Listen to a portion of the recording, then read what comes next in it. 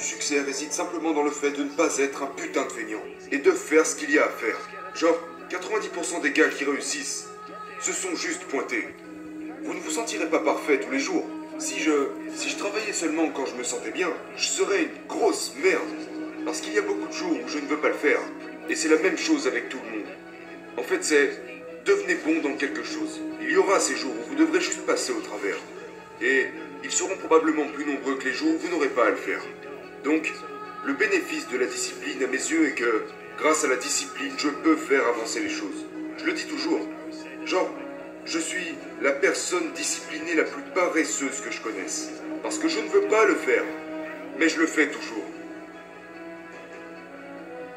Écrivez-le. Écrivez tout ce que vous voulez faire. Mais je ne vous demande pas d'être fou, genre, je veux devenir le prince de Brunei ou je veux avoir une base sur la lune. Ferme ta gueule. C'est ce que je veux que tu fasses. Écrivez ce que vous aimeriez régler dans votre vie. Si vous êtes en surpoids de 10 kilos, vous voulez perdre 10 kilos, faites-le correctement. Commencez à manger des légumes, surveillez vos calories, notez tout ce que vous mangez, exercez-vous tous les jours.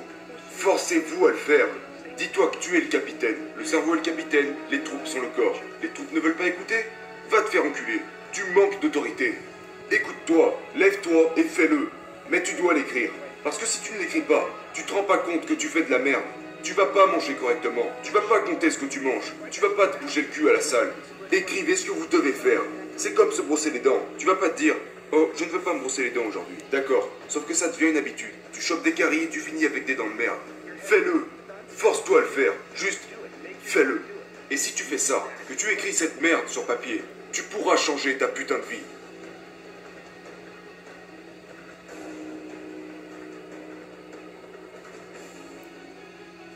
Pour une raison quelconque, la plupart des gens évitent absolument tout ce qui est inconfortable. Mais c'est tellement illogique. Parce que quand on regarde le confort et qu'on le compare au succès, au progrès et aux éventuels sentiments d'accomplissement et le fait de franchir des obstacles et ce que ça nous apporte comme sentiment, beaucoup de ces choses sont connectées à l'inconfort. Genre, l'inconfort est votre ami. C'est vraiment le cas. L'inconfort. Et ne pas être heureux et satisfait de certaines situations dans nos vies, de certains sentiments, sont des éléments extrêmement motivants et ils sont formidables pour faciliter le changement. Et pourtant, notre instinct nous demande d'éviter ces choses, pour qu'à la place nous nous asseyions dans ce canapé pour regarder ces putains d'émissions de télé-réalité. C'est quand même curieux. Beaucoup d'artistes de bande dessinée, musiciens aussi je pense, mais les écrivains c'est sûr. L'un des plus gros problèmes pour les gens c'est de s'asseoir et de faire le travail. Pressfield parle de ça, de la manière la plus précise et belle possible. Et il traite cette attitude comme un ennemi.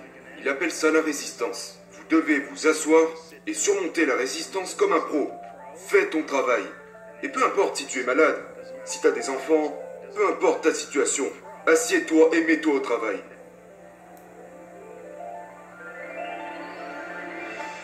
Faites votre travail. Et à l'autre bout de ce travail se trouve un trésor. Peut-être qu'il y aura des jours où tu ne le sentiras pas et que tu n'auras même pas fait la moitié des choses que tu devais faire. Et alors, tu reviens le lendemain.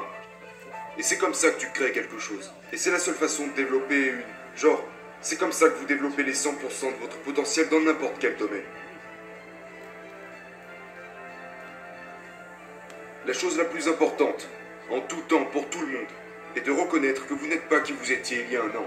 Vous n'êtes pas qui vous étiez il y a 5 ans. Vous n'êtes pas qui vous étiez la semaine dernière. Vous êtes qui vous êtes maintenant.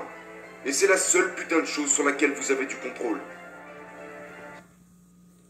Pas revenir sur le passé et sur les regrets du passé. Il faut vraiment y faire attention. Parce que c'est bien de le faire un petit peu. Genre, mes regrets, que ce soit des choses de nature professionnelle ou les quelques regrets que j'ai eus en amitié. Même si c'est quelque chose qui me rend très heureux. Mais, vous savez, la vie est étrange. Il se passe beaucoup de choses. Il y a beaucoup de facteurs dans la vie. Mais, évidemment, la personne que je suis aujourd'hui n'existerait pas si je ne m'étais pas bougé le cul.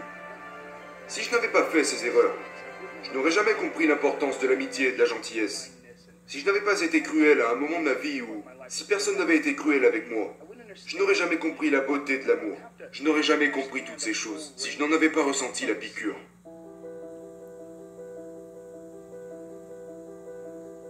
Si personne ne t'a jamais frappé, tu n'apprécies pas vraiment la sécurité. Parce que beaucoup de gens ne comprennent même pas ce qu'est la sécurité. Oh, t'as vu, on est en sécurité maintenant. Mais ce n'est tellement pas le cas. À tout moment. Tu sais, quand quelqu'un t'a frappé au visage un paquet de fois, que tu t'es déjà retrouvé dans un combat de rue contre un gars que tu ne connaissais même pas, après ça, il y a quelque chose de beaucoup plus doux dans la sécurité. C'est bien meilleur. C'est bien meilleur. C'est tellement plus agréable de rouler droit sur la route, juste après avoir quasiment perdu le contrôle dans un virage. Et puis t'arrives à reprendre le contrôle de la voiture. Après t'es comme waouh. Et vous devez vous alimenter de vos défaites. Mais la plupart des gens restent coincés dans cette tendance parce qu'ils se définissent eux-mêmes comme des perdants. Ou ils se définissent comme des personnes qui ne donnent pas suite à leurs idées. Des personnes qui ne poursuivent pas un véritable intérêt pour l'amour. Ils le disent eux-mêmes. Oh, tu sais, je commence quelque chose et puis ensuite, j'abandonne. Non, c'est pas vrai. Tu as commencé et tu t'es arrêté. Et ça te donne un horrible sentiment de regret. Ce qui fait que tu finis carrément par te définir toi-même de perdant. Tu n'es pas obligé de le faire. Tu n'es pas obligé de le faire. Et plus riche. Si vous avez un objectif, que vous poursuivez cet objectif et que vous accomplissez certaines choses, vous aurez ce regain de confiance. Vous aurez une plus grande estime pour vous-même. Et peu importe ce que vous faites.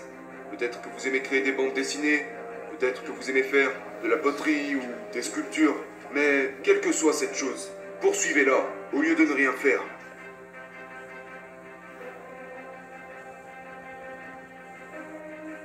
Je me plais dans beaucoup de choses. Et ce que j'ai trouvé est pour moi la meilleure façon de vivre ma vie. Mais je ne dis pas, tu sais, certaines personnes aiment vraiment leur vie quand ils ont leur cul assis dans un putain de canapé. Quand je m'assois dans un putain de canapé, je ne m'aime pas. Ce que j'aime, c'est faire avancer les choses. Mais tu sais, le seul véritable travail à faire, c'est se discipliner. Travailler les fois où je n'ai pas envie de travailler. Écrire quand je n'ai pas envie d'écrire. Mais voilà mon point de vue. C'est plus dur pour moi de ne pas faire ce que je suis censé faire que de faire ce que je suis censé faire même quand je n'en ai pas envie. Parce que si je ne fais pas ce que je suis censé faire, je devrais faire face aux regrets et aux doutes. Et ça m'est déjà arrivé. C'est ce que j'ai fait une grande partie de ma vie, éprouver du regret. Et je n'aime pas ça.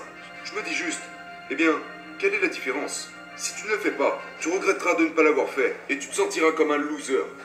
Alors fais-le.